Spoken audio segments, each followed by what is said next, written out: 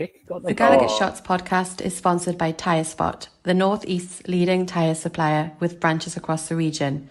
Tyre Spot don't just do tyres, they cover everything from servicing to wheel alignment. They can handle every aspect of your car's maintenance. For more information, visit tyrespot.co.uk. Enjoy the episode.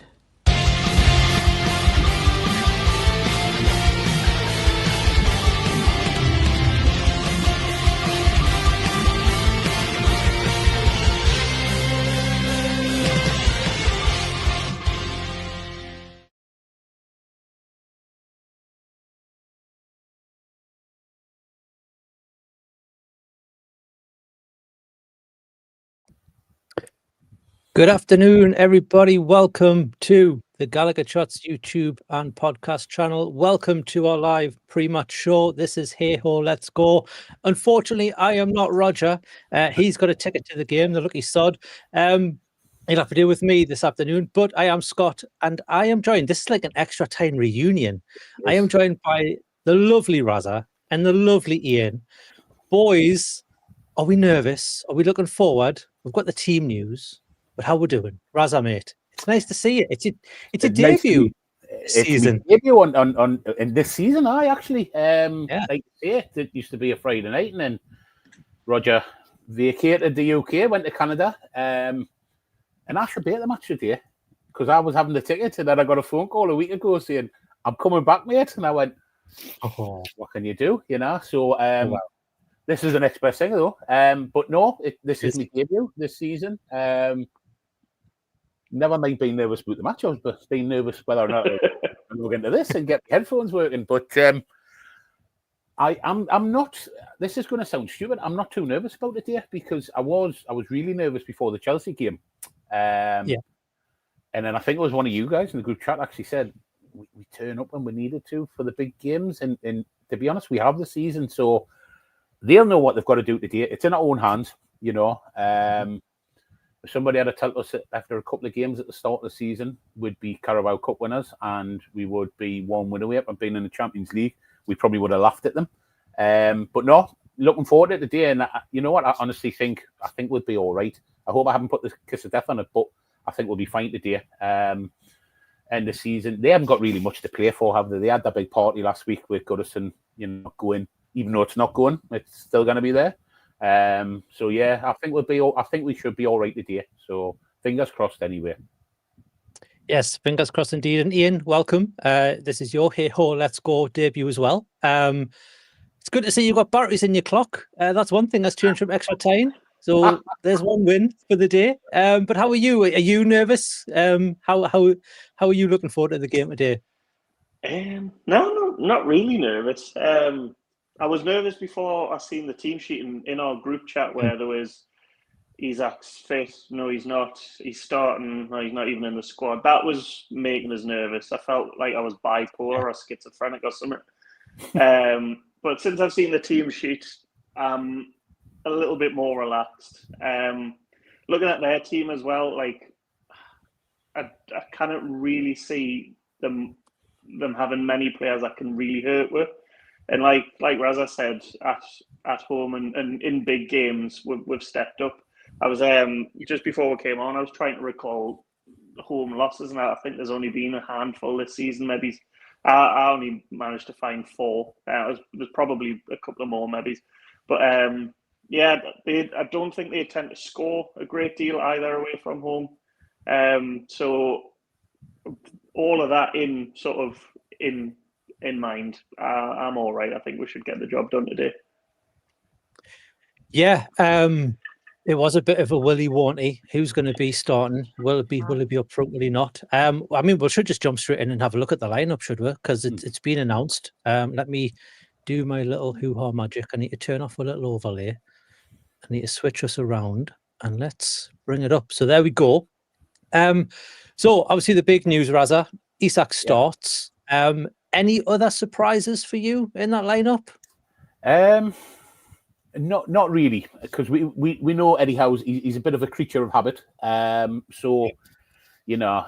pretty much as we thought. I mean, obviously, we've got Trippier back on the bench. I wonder whether he thought, can we put him straight in at right back, and maybe he's Livramento on the left. So I mean, no, to be honest, there's not a great deal of sort of what we didn't expect, really. I mean, like Ian said, you know, the main concern was Isaac going to play? Was he going to start? So obviously last week, you know, the result, we kind of knew what might happen. Although we've beaten them already 3 times this season, that Arteta seems to forget about. But, you know, we kind of knew that obviously last week could be one where we get nothing. And we didn't, you know.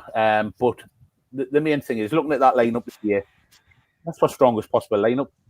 You know, possibly Trippier might have been in there, but that tells me obviously he's not ready to go for the full 90 minutes. You know, we've seen him this season towards the back end of the season. Trippier sort of shown the form of when we first signed him. You know, the only problem is he can't do the full 90 anymore. You know, age catches up the wall. So yeah, you know, I mean, it's nice to know we can possibly put him on there later on. You know, if maybe Botman's struggling, you know, you can jig the back, you know, the back four about, put Trippier on. But I'm pleased with that. You know, I mean, obviously we'd all like to see Big Joe Linton in there, but he's injured. So that would sort of be the only person who's not in the starting 11 who you'd like to be in there. But from what we've got available, you know, that's easily our strongest one. So, you know, I'm quite happy with it. Yeah, Ian, it looks like it's going to be potentially another 3 at the back or a hybrid 5 at the back where we haven't got the ball, and then we'll move to the 3 at the back with the 2 wing backs kind of pushing up, and it'll be Byrne, Botman and Shaw having just the 3 at the back just sitting until kind of they take over. You wouldn't expect Everton to have much of the ball today, and it'll be all us.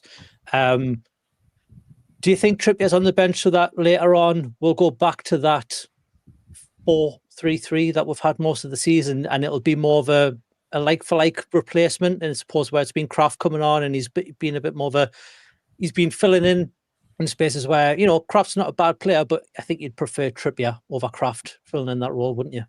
Yeah, definitely. I think not just for his footballing ability as well, but there's part of it with Trippier being in the squad, potentially, not that I expect them to cause much threat, but if we start getting a little bit nervy, sort of towards the, last 20, 15 minutes, Trippier is a calm head that can come on and just, he's a leader. He's a captain without, obviously, the captain's armband. So I think that there's an aspect of that. I do think, obviously, with his sort of fitness levels, like as I said, there's no way you would put him in from the start and try and get 90 minutes out of him. But I think that's pretty much dictated the formation as it is. I know, obviously, we're missing Joe Linton as well, but you do have players that you can swap like for like, not necessarily in terms of what they bring to the squad, but positionally, you've got a choice of, I'm just looking there, 3 centre midfielders that you could put in straight away if we did go 4-3-3. And I think that's also dictated Gordon starting as well. So to be fair, I was thinking about this before we're coming on. If it was, because I've seen obviously the pictures of Trippier, I felt like if it was Trippier that was starting, I was very interested to see whether it would be Gordon starting, because obviously if Trippier was starting right back in a back four, you'd move Murphy up to the right wing, and then it was a flip of a coin between Barnes and Gordon, because Gordon this season, as much as last season, he was absolutely terrific, and I don't want to get on players' backs or anything like that, but he has been a bit disappointing this season. There was that run, I think, where we won 9 games where he was scoring and assisting, but after that he sort of tapered off, and was looking at his stats and his outputs from last season compared to this season. He's dropped off in pretty much every metric.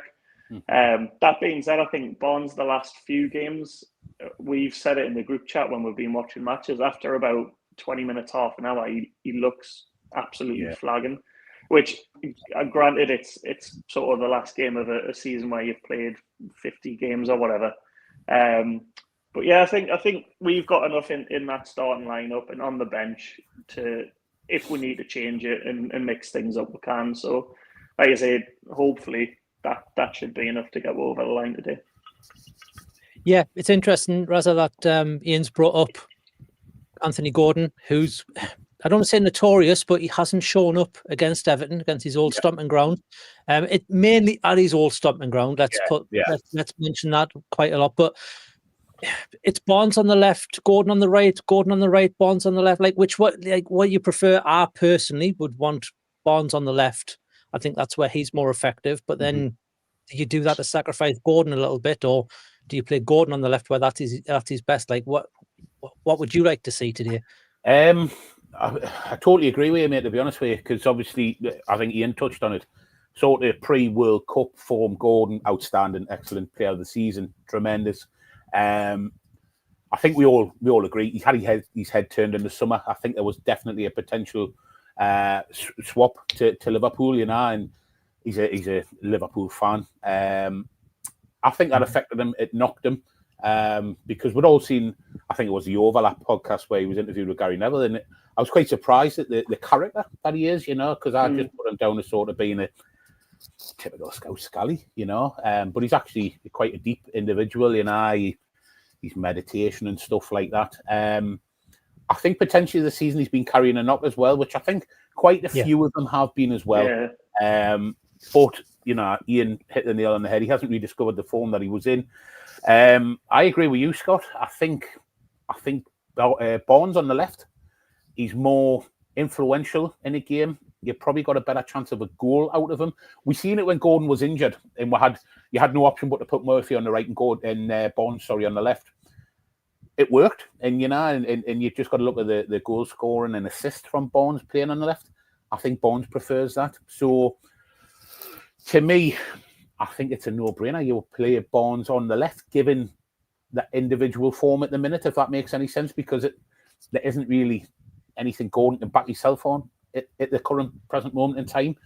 Yes, he's a world-class player on his day, but he's just not firing on all cylinders at the minute, So me personally speaking, I'd like to see Barnes on the left, but in Eddie we trust, I mean, we can't say anything against him. So whatever he says, we agree with the gaffer. Absolutely. We'll take a little look at the Everton lineup because they have also obviously released theirs. We touched on this a little bit in the match preview, Ian. They were a bit strapped at the back, and it looks like they've had to play, I think, a team that's available to them, to be honest, with Ashley Young coming in. And I think it's Keane coming in and O'Brien with Michaelenko, who's probably the only real threat. The regular starter, shall we say, at the bottom. My surprise in that lineup is Doucouré not starting. Very surprised. He's been quite a regular one. He's been released as well at the end of the season, isn't he? I think he's leaving. Yeah, there's a lot of Everton players leaving. Yeah, or at least there's a lot of players on contract. Yeah. But anyone else you want to pick out that are a potential threat that we need to keep an eye on going into this game? I wouldn't. And again, I don't want this to come back and haunt us and for me to have egg on my face. But look, and I get football's not played on paper, and I know all the cliches. But looking at that, there's no one really world class that you think even sort of Man U, how hilariously bad they've been this season. You look in the likes of Bruno Fernandes, if he's on the team sheet, you're like, oh, he can still. Yes, Man United are awful. He can still cause problems. I just feel don't get us wrong, they have improved since Moyes came in. I just don't feel like they've got any real sort of quality to really hurt with. The lad that scored, I think, twice last week, Ndai. The number 10. He looked handy, but again, it was Southampton I was watching him against. I could look handy against Southampton this season, if I'm honest. And then Beto, who he was from what I've seen anyway, he was kind of a bit of a joke player, and he seems to have found a little bit of form under Moyes. So yeah, I think though with us having the three centre halves, particularly the stature of them as well, I think they'll be able to deal with him. But yeah. The obvious one as well, and I really don't want to mention him, is Pickford. He's as much as he gets stick, and as much as he's a macker, and he's a really good goalkeeper. And I'm just praying he's, for some unrelated reason from yesterday, still hungover, and has an absolute clanger of a game rather than playing out of his skin. Yeah, we'll take a little look at the way the lineup. But first of all, I just want to jump to some of the comments that have come in. Obviously, we've got a few people watching. There's 125. Anyone watching, get your predictions in because we'll go through them at the end. So if anyone's watching, let me know what you think the score's going to be, and we'll go through those. We've got James saying, just repeating what you said, Ian, about Ndai being a decent little player.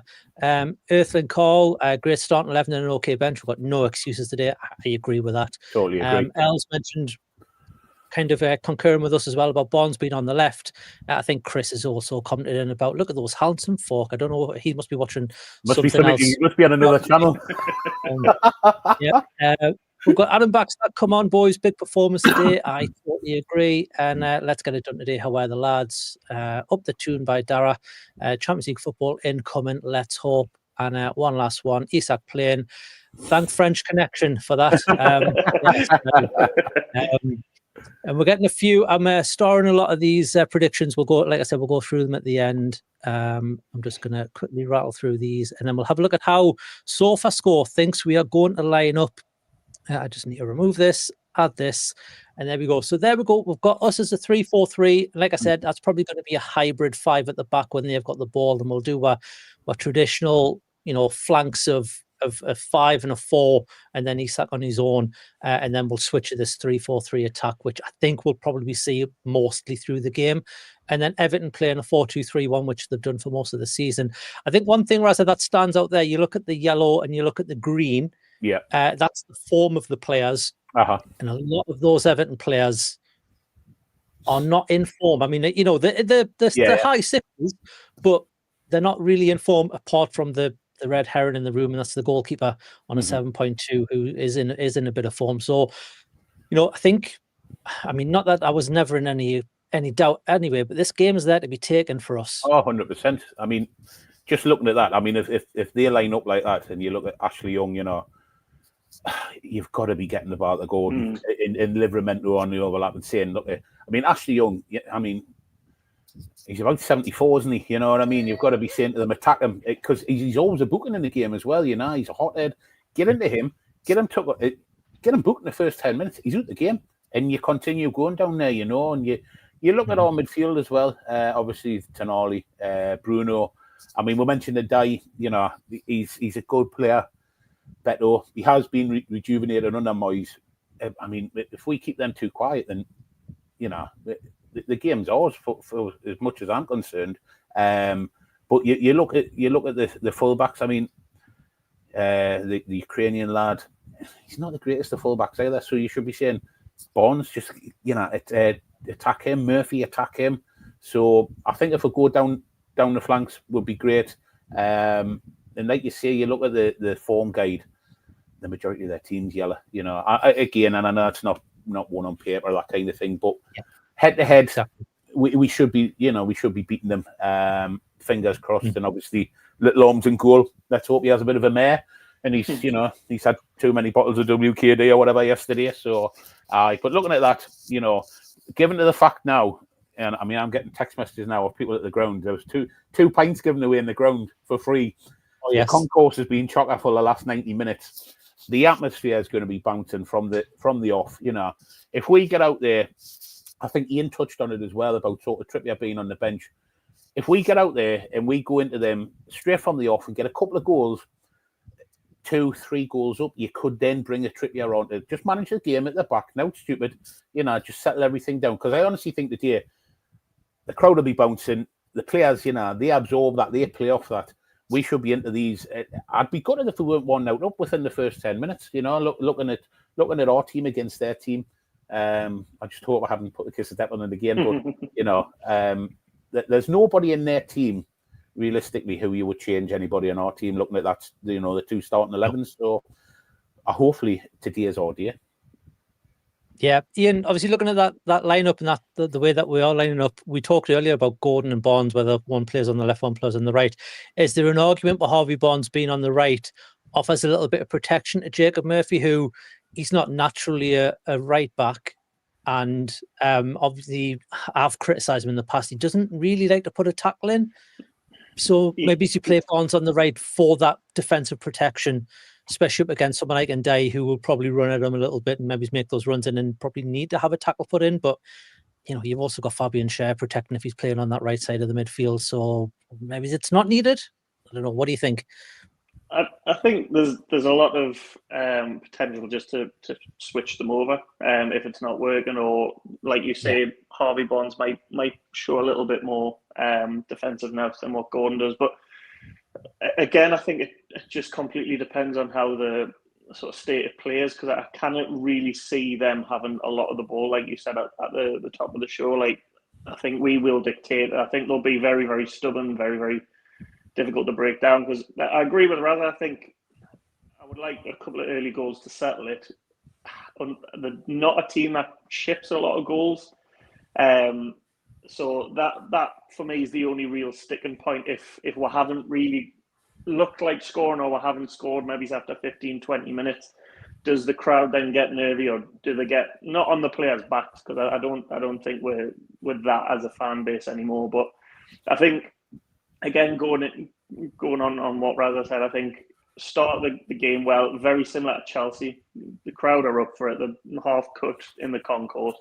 You just need it to be an absolute bear pit. And I'm talking like the likes of PSG at home, the atmosphere against Arsenal in the semi-final, the atmosphere against Southampton in the first semi-final that we had.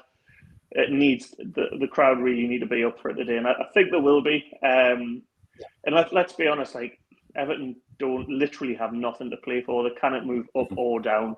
They're hopefully emotionally spent from the farewell to Goodison last week as well. So I'm just hoping the fancy just putting their feet up for the day, and we'll have an easy afternoon. But again, that all depends on, just mentioning the crowd there, something just popped in my head, because there's a lot of teams, there's a lot of permutations of, if Villa go ahead, and like, that not worries us, but like, I remember being at the Barnsley game, the last game of the championship, where we were winning 3-0, and then there was murmurs of Villa had equalised. Then there was the confirmation Villa equalised, and then there was murmurs that Brighton had retook the lead. So just stuff like that can make. I don't think it'll make a massive difference, but just for a fan watching it, will make it a little bit more nervy.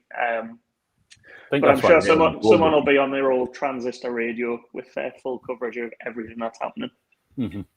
Yeah, you'd think if they had any sense in the stadium, Raza, that they'd just have the scores up on the screen all game. Although you wouldn't be able to see it from the Gallowgate, because you can. I kind of see the telly from where the seat is, you know. But I mean, that could all be put to bed. I mean, can you imagine if we start off and we'd get a goal in the first 5 minutes? You know what I mean? Everything else becomes irrelevant, doesn't it? Like you said, Ian, it doesn't matter, Bob, 5 rows behind you or whatever, saying, oh, you know, Villa have took it. It doesn't matter. It's in our own hands, you know. So it would be great just to get the start like we did against Chelsea, get an early goal. That puts everybody, you know, twitchy bump. There's none of that, you know what I mean? Everybody's chilled, everybody's happy. And then get another beer at half time, get the place rocking again. You know, knowing our luck though, and knowing the way we do things, we'll probably be 0-0 up to about 80 minutes and score in the last minute, you know, which we would take now, but we don't want to make it hard to ourselves, and that's why I think an early goal. And Eddie Howe will be telling the players this: get straight out, get in, you know, try and get the early goal. It'll settle the crowd, settle the players, pressure's off, and it's in our hands. You know what I mean? So yeah, and it would serve Sky and BT right for not putting us on proper TV as well, which I think is a damn disgrace. There's one thing that Tony Dalton's just mentioned in as well there. Howe does have a good record against Moyes, so hopefully that goes for us as well. One thing I want to mention, it's kind of related to the game, and it's about the players are going to be wearing this for the first time today. We used to do it back in the old Adidas days. We used to wear the new kit on the last day of the season. I can't remember us doing it for Puma, and we definitely didn't do it against Castor. We did it the year we won the championship under Keegan, which was ironic because we were Umbro all the way through. And then when we won the telly against Leicester City, we actually wore the ASIC strip, which was pretty mad considering, we were still under Umbro contract. But you're right though, Scott. We used to do that all the time at last game of the season, wear the new shirt. When I like that, a little bit of tradition coming back. So yeah.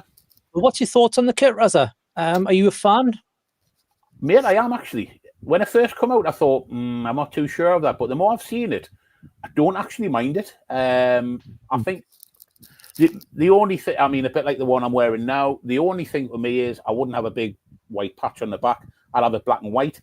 I get why they do it. They want you to get a name and number and things like that, The long sleeve version, no. All for that. I love a long sleeve football top. So, I will be getting it. But I don't actually mind the new shirt. I like the little bit of blue on there as well. So, yeah, I'm quite happy for it, As long as they make the larger gentleman sizes, I'll be quite happy. So I'll be able to get one. But no, I quite like it, mate. I do. I think it's all right, And I'm interested to see what the other two strips are going to be like.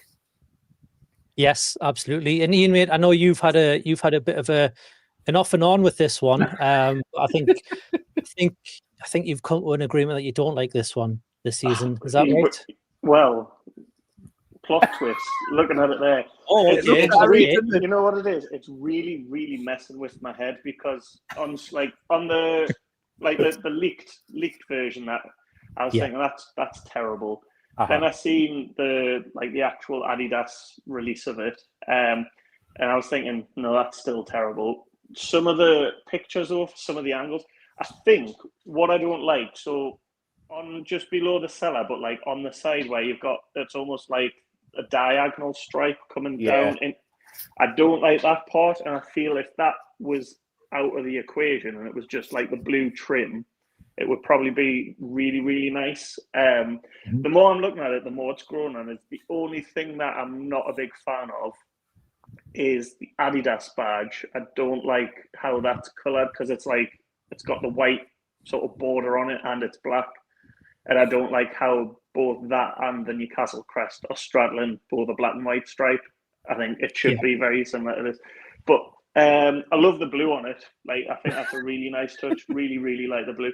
So all in all, Scott, I still don't know whether I like it. But that being said, because it's probably change your mind. That looks beautiful. That's lovely. Because you can't see that. It's a good job I'm not sweating. You can't see the bit that goes in. But yeah, it'll probably be the last kit we'll have this crest on. So for commemorative purposes, it's probably going to have to be a purchase. The other thing I do like is that the stripes aren't as blurry as what the leaked kit was. Yeah, that was something that I noticed as well, which I was happy about. Yeah, I think even the one in JD was potentially, I don't want to say it was a fake, but I think it's the difference between the pro version and the replica version or whatever Adidas want to call it. It's two completely different kits when you look at it. The neckline is different as well. The only thing I'm not keen on, and I think this is going to completely depend on size, is if you look at the bottom where the blue lines up, you've got that kind of there's an overlap stripe where it doesn't quite line up on both sides. And I think that's going to be completely dependent on either the cut of the material or the size that you get. It just make it either all white or all black, going right up to the blue trim on the side bits there. That's the only bit I'm not keen on. And like you, Ian, I don't like the fact that the badges go over the stripes. When I was looking for a rebuy of the 95 and 97 kit, I turned down some absolute perfect condition versions of that kit simply because the badges were going over the stripes. I didn't like it on the old Granda collar ones. So yeah, it'll grow on us, no doubt. When I see it today and we'll smash Everton 5-0, it'll be absolutely fine. It'll be my favourite kit ever. And like you said as well, it'll be the last kit. Last one, with this crest potentially. Again, we don't know when that new crest's coming, but you would imagine it'll be in time for next season. There's been no real announcements on there. But we are going to be wearing it today. So let's hope that's a good omen. Let's just switch back to the lineups there. I'm going to go through some predictions from others in the chat before we jump into ours. We've got James going for a 3-0, which seems to be the common theme, but I'll go through some more. We've got Cad with 3-0. We've got Michael with 3-0. Andy, one of the members, 3-0. Got a 5-0 from Luke. Got 2-0 from Jenny. Connor, I think Connor's had his 2 pints already. He's going for 10-0. Get in, Connor, lad. 3-0 from Dave with a big Dan Burn to score first. And we've also got a nice everybody chill. We're going to win 4-1. And then Ian's going for a 3-1 win. Gordon, Shaw and Bruno to score. Andy's going for a 5-0 Bonds. It's 101. I don't know if that's his prediction or if that's just a little tip for everyone. So get your money on that, bet responsibly and all that stuff. We're not sponsored by any gambling sites, so, do what you want. And then 2-0, Gordon, first goal from Earthling Carl. Nope, Connor's off the peeve, so keep the faith. So he was going for that 10-1. That was from a sober head. So there we go. He's off the peeve, but definitely on. I'd hate to see predictions when he's on the drink. Yes. So then, Raza, what you... go on then. What were you going to say? Just like 2 points that I want to raise. So just before, I think someone mentioned Gordon scoring, I do feel that he does over a performance against Everton. He hasn't. I think it was this season where he missed the penalty. Then I think he missed the sitter in the first half or the second half as well. So he does. I wouldn't necessarily say he bottles it, but I think he gets in his head too much about having to play really well. Yeah. There was then the home game last season where, if you remember rightly, he got sent off against West Ham, so he didn't even play in the Everton game. The game before that, I think it was when we got beat 3-0. But in fairness, that was where it was at the end of, I think, where we played 4 games in 7 days with the same 11, and then came on as a sub in like the last 5 minutes. So I do feel he does over a performance against Everton in general, and I think he is due a good performance. The other thing I wanted to touch on, so I am absolutely buzzing Isak is leading the line, because I think he's. I mean, you're choosing him every day over Callum Wilson, let's be fair. Yeah. The only thing that concerns me a little bit is the last, I'd say maybe 4 or 5 games when he has played. I think he has grabbed a couple of goals, but I think they have been penalties. He's looked fairly absent. So I don't know whether it's a case of, with him having that rest last week, he's going to be firing on all cylinders again, which I hope for, or because he's missed last week, he's lost another bit of match sharpness, and he's going to have another game where he's a bit quiet and he's finding it difficult to get into the game. So I just wanted to put that out there, and for a little bit of balance, see what you think.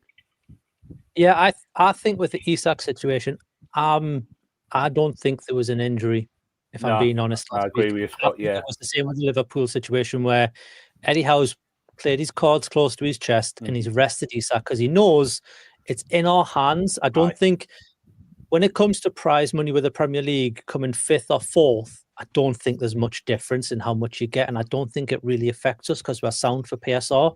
And I don't think the Saudis really care, like 5th or 4th in terms of like the money side of it. So I think Eddie Howe's probably just went, let's give him a rest because he has been a bit tired, a bit leggy. Maybe there was a little bit of a niggle of an injury or a tightness, as Eddie Howe likes to call it. We'll rest him against Arsenal, and I hate to say this, but we'll sacrifice him for that game. Yeah. We'll rest him, and we'll get 100% Alexander Isak for this Everton game, where we need it. We need him. We need him to win. You could say that's a risky move where, if we've got a point against Arsenal, it means that, this game is all but we just need, a point and we're sound. But I think he's done it that way, personally. I don't think Isak was injured last week. I think it was more just a smart move or mind game move. And then, you've got the Everton players and the Everton team going, well, there's a potential Isak isn't going to play, we'll do this. And then he rocks up today wearing he's what's it called, the urban purist tracksuit and his little sunglasses, looking cool as you like, and they all start flapping because Isak's rocking up and he's starting. So I think that's what it is personally, when it comes to Isak. But only Isak and Eddie Howe and this backroom staff really know, to be honest.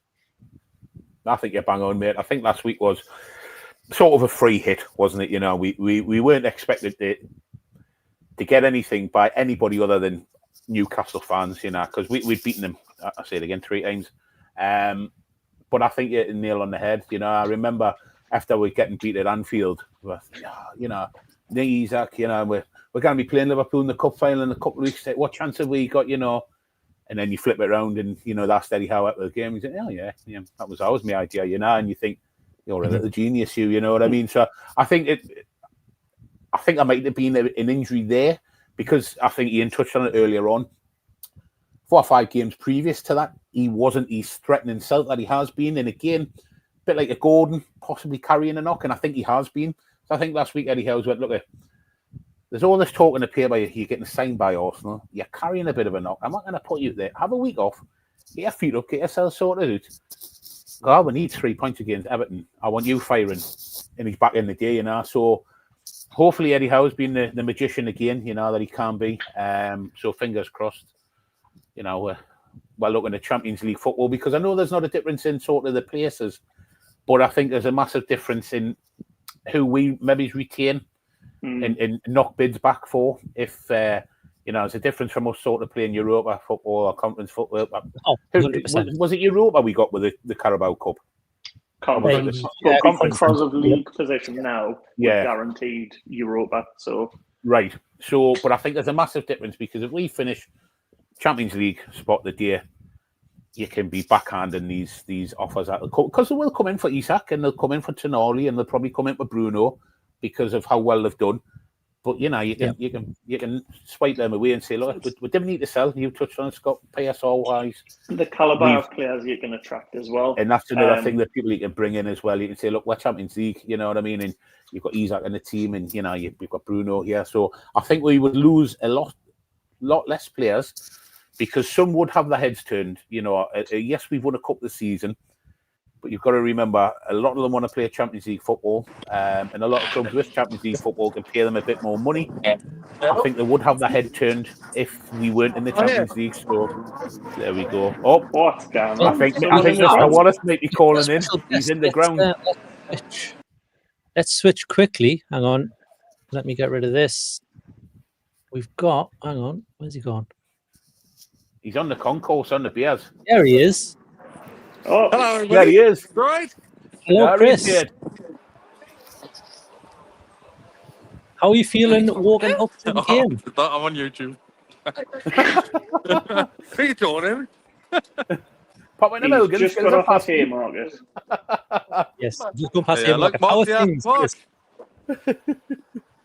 Oh, Marcus. Hey! Gentlemen. All the smiling faces, extra time crossover I going can't on really here. hear you, lads, but what's the overall feeling? Like, we're gonna smash them. Yeah. 4-0. 4-0. 4-0. After 3, like. Right. I can't really hear you, but I'm unbelievably nervous. I'm more nervous as I get to the ground. He's had 3 poos already. That he knows of. It'll be a lot more than that. But like, I don't know. Like, I'm getting more and more nervous. But Isaac being up top, it like changes everything for us. Like Wilson last week, I think everybody was thinking, we'll take it no matter what happens. But Isaac starting up top is like absolute game changer today. Like, Yeah, it was the news everyone was looking for, news everyone was after. What's your predictions, Chris? Did you say 4-1?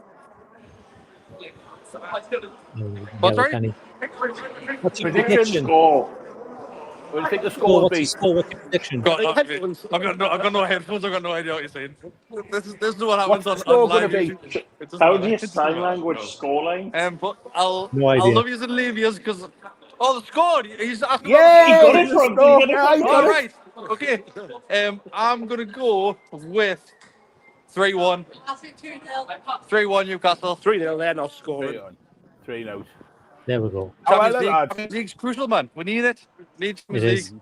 Absolutely. Like, going in the season, you would have took Europa, but the fact that obviously the rumours that we've heard with the players leaving because of Champions League football, you need it, man. Just take that away from the other clubs.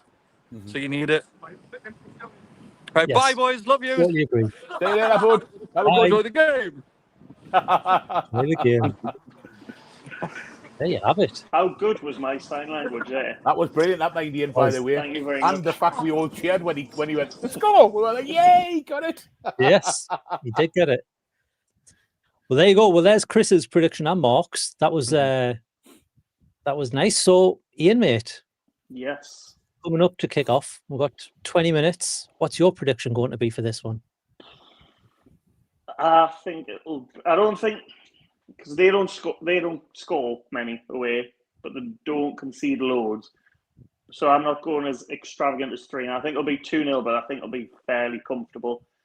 Pretty much attack versus defence. We'll get an early goal. They'll kind of shut up shop, and then we'll get a goal in the second half. So I'm going 2-0, but a fairly comfortable afternoon, I hope. Nice. And Raza, mate? I'm going to go 4-0. Honestly, I think I was nervous before the Chelsea game, and then the start we got against Chelsea was unbelievable. And we had a couple of chances at Tonali, and the sending off for Chelsea, I know that it's not the day, but the sending off for Chelsea changed the game because sometimes it's hard to play against 10 men. So I think if we get the same start today, we honestly could 3-4-0, but I'm going to hang me hat on 4-0. Yep. Nice. Yeah, I think I'm trying to remember back what I said on the preview. I think I said 4-0, so I'm going to stick with 4-0. If I'm not, that's what I'm going for now. Great mind. So yeah, I think 4-0, and I think now Isak's starting. I think he's going to try and go for that golden boot. I don't think he's going to get it because I think Salah gets a few today anyway. But yeah, I think Isak's going to try his hardest to go for it. And I know 4 won't do it anyway, but I think he's going to probably end his season off with a nice little hat trick, and then Anthony Gordon's going to just put the little cherry on top and right the wrongs for Everton performances of past, shall we say? But we are coming up to 15 minutes before kickoff. I think that's a good time to wrap this up. Let people find their streams because this isn't on telly, lads. We're going to have to try and find what channel this is on. I'm okay because I'm in the Netherlands, the show over here. But for everybody else, unfortunately, you're going to have to go and find where you can watch this. Thanks, everybody, for watching. Please like this video. Please, if you do like this, subscribe. Become a member. It's $2.99 a month. We're going to do this next season as well because it's been quite a good little thing. We've got loads of good responses, good reactions, and loads of people seem to like this sort of thing. So for everyone who's been in the comments, thanks very much. Cheers for all your predictions as well. We've even had a Mackham in and he hasn't been abusive, thankfully. So SAFC Tom, cheers for being in the comments, and thanks for not being abusive. But yeah, there we go. Thanks, lads. This is it'll be the last one because it's the last game of the season, and here's hoping we'll start doing these for Champions League football as well. Because be amazing, wouldn't it? That's what we need. It's going to be for European football anyway, but for the Champions. And in fact, I'll tell you what I'm going to do. I was going to say, have you got this one? Oh. No, I don't. Oh. Not working? No, I don't. I've got the button, but it doesn't work. Sorry, I was going to play Decker in the Champions, but it doesn't. Let's hope he's not having to go the whoa route. And it is the Champions that we'll get from Decker again. Yeah. Yes, and it should be the Champions League. But we will see us all in the next one. Thanks, everybody, for watching. Go and enjoy the game.